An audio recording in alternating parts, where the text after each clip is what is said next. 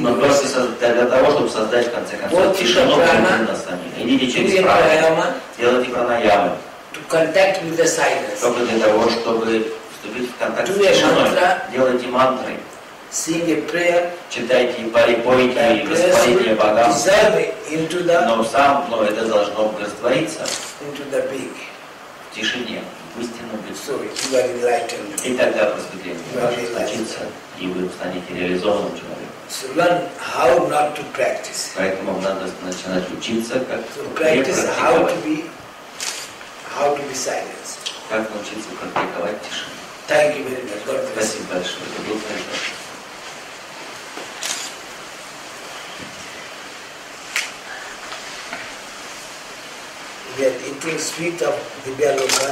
Мы едим сладости Дивьи Локи.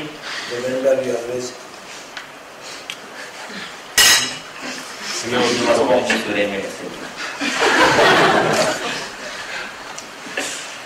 В Индии существует такой порядок, что если хотят с кем-то подружиться, ему дают сладости.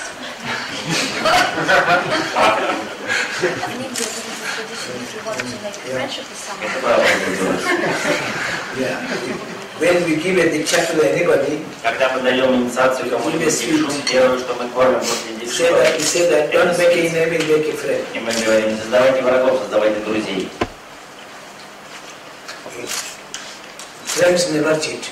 Потому что друзья никогда не обманывают. Остальные обманывают.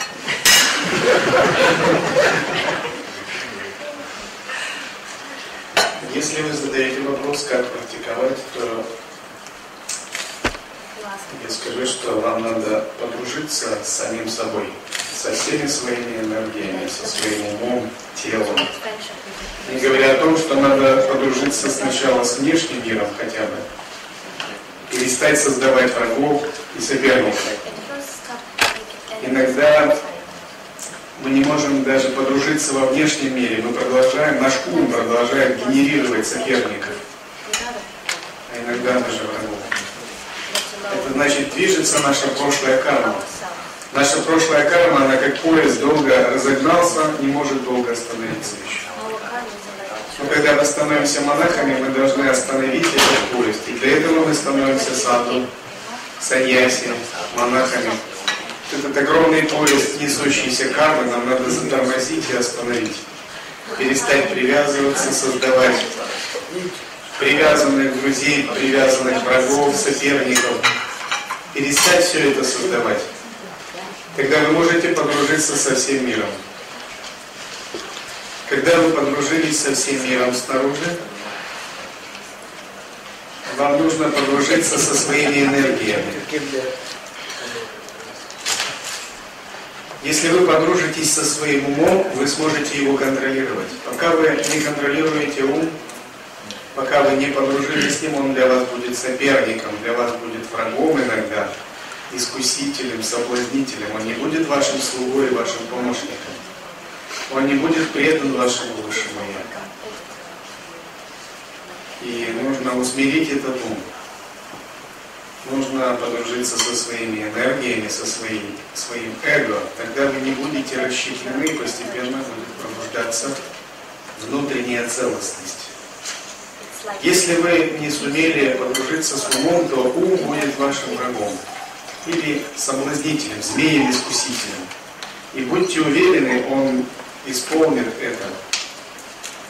Когда надо, он вас искусит, когда надо, он станет вашим оппозиционером, вашим бунтарем, вашим ренегатом, внутренней пятой колонной, вашим внутренним революционером, который бросит вам вызов и захочет вас победить. И тогда вы будете слабыми, уязвимыми, вы будете в замешательстве, вы будете спрашивать, что мне делать, что мне делать. Святые никогда не спрашивают, что ему делать. Они знают, что ему делать. Они пребывают в своей внутренней сущности. Потому что их ум вот здесь, вот их ум вертится вокруг их пальцев, как марионетка, как игрушечная кукла. Они никогда не позволяют вертеть себя уму. Их внутренняя сущность подобна царю, а их ум подобен министру, послушному слуге. Их сознание подобно горе, а ум подобен птице, которые летают вокруг горы. Но гора никуда не движется. И это самый большой подарок, который вы можете сделать. И когда вы делаете себе подарок в этой жизни, то говорят, что вы вступаете на путь пробуждения. Но если вам не удается подружиться с умом, усмирить его, взять под контроль, тогда будьте уверены, ум сделает вас своим слугой. Или сделает вас своим рабом. И он будет вот так вас крутить.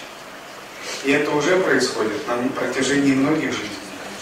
Многие жизни ваш ум вот так вас держит. Он вас сильно так держит, что вы не можете вырваться. Он вас крутит вокруг пальца. В одно тело, в другое тело, в третье тело. Он вас загоняет постоянно. И садху — это тот, кто не боится и бросает вызов своему уму, своему эго. Он не боится, он готов брать аскезу ради этого. Он не боится отрекаться, становиться монахом, жертвовать желаниями. Он не боится, и все это ради того, чтобы взять этот ум под контроль. Это самое большое дело жизни. Поэтому мы начинаем с того, что проясняем контроль ума, усмирение ума, и мы заканчиваем этим же. И вот что делать, это тоже ум спрашивает. Надо уму сказать: ум, хватит задавать вопросы, я здесь хозяин. И у меня, как у духовной сущности, вопросов нет. А ты, ум, помолчи, вот так надо сказать. У меня нет вопросов. Ум, почему ты меня беспокоишь? Ты зашел без разрешения, ты не постучался. Ты снова начал двигаться, но я тебе не буду давать спуска. Сказать: просто помолчи, расслабься, все хорошо. Вы должны как-то похлопать свой ум по плечу и сказать: расслабься, успокойся. У меня все хорошо. Я не ум, я все знаю внутри. Я Господь внутри. Я совершенен, я трансцендентен. Мне не надо никуда идти, не надо никуда путешествовать, не надо ничего искать. Мне просто нужно углублять это, нужно верить в это, погружаться. Я в душе абсолютен, потому что учение Адвайта Веданты говорит: ахам брахмасми. Но ты у меня вводишь в заблуждение, ты постоянно хочешь мне навязать что-то свое. Хочешь навязать метод, способ жизни, идеологию, ценности, желание идти туда, туда, туда. И я не хочу тебя больше слушать. Просто расслабься, ум, и помолчи. Я буду пребывать сам в себе. Если вы так сделаете, то, говорят, вы войдете в великое недеяние. Вы войдете в состояние безделателя. Карма остановится, и вы остановитесь. И вот это великое недеяние начнет ваш великий путь к пробуждению.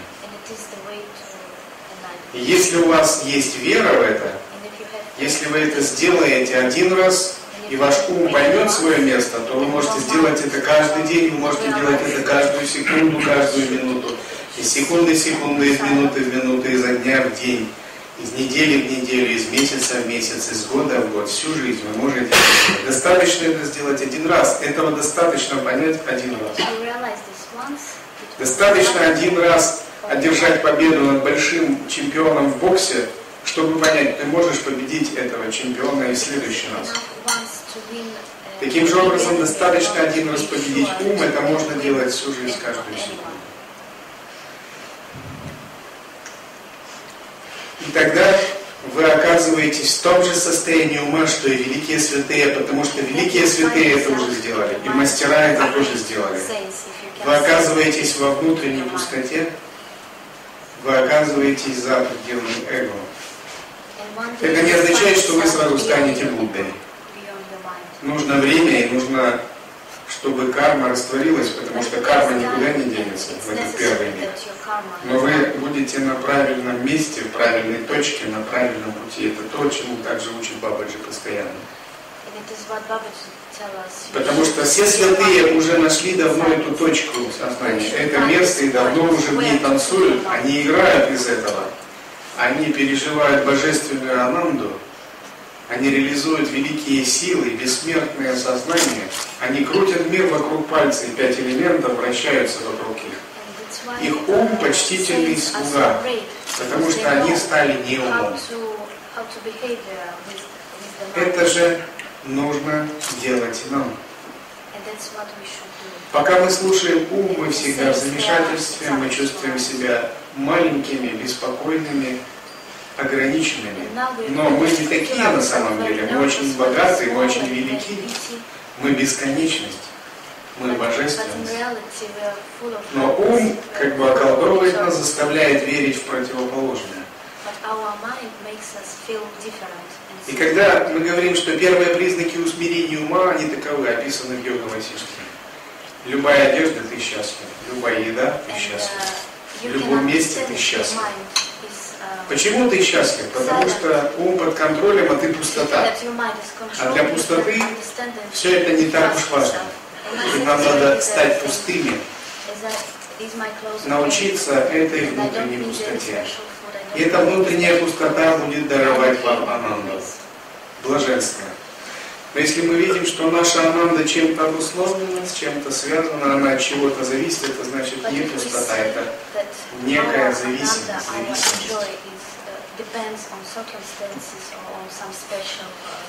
И тогда надо снова усмирять этот ум, чтобы снова освободиться от этой зависимости. И чем больше у нас ананды и меньше зависимости, тем более мы самодостаточны, более мы целостны.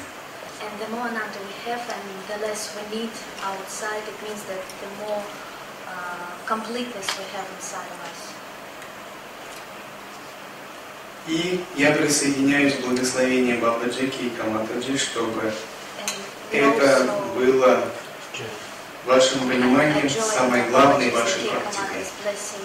Вообще-то я об этом говорю лет 15.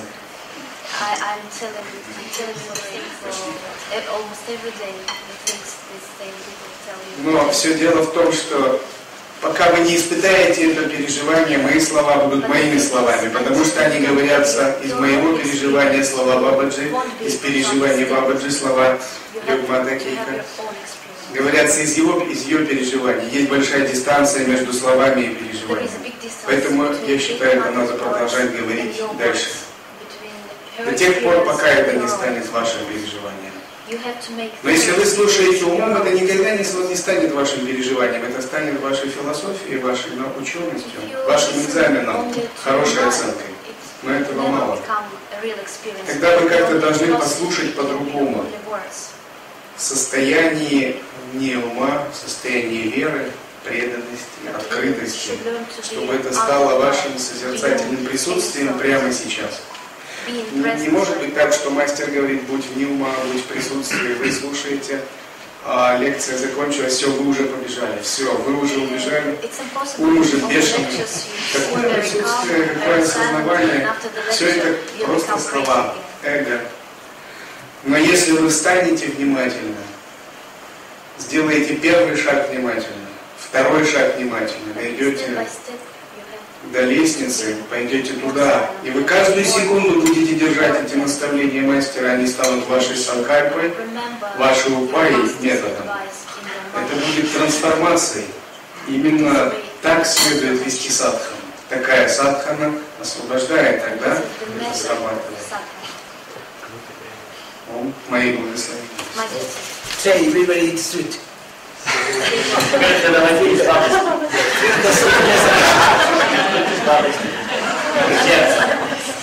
Давайте наслаждаться славой.